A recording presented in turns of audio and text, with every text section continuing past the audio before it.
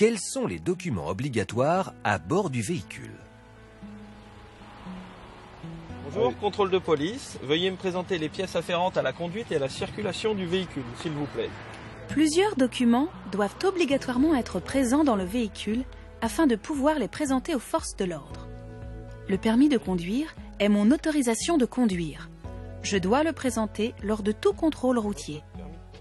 Bonjour, police nationale. Je vais vous demander de me présenter votre formulaire de demande de permis de conduire.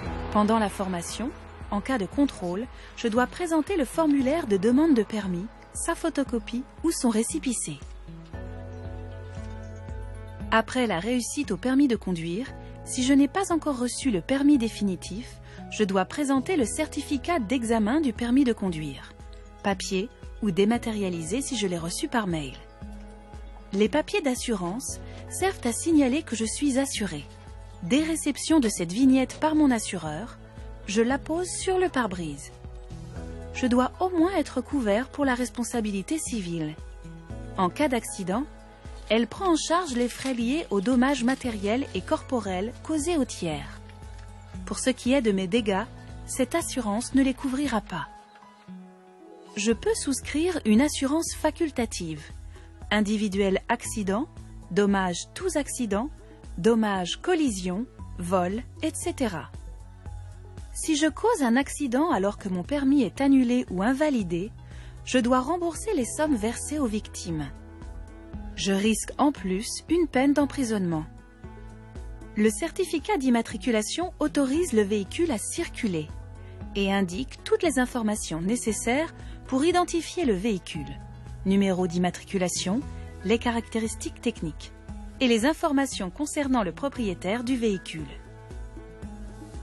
Un véhicule ayant ce type d'immatriculation la gardera jusqu'à sa destruction.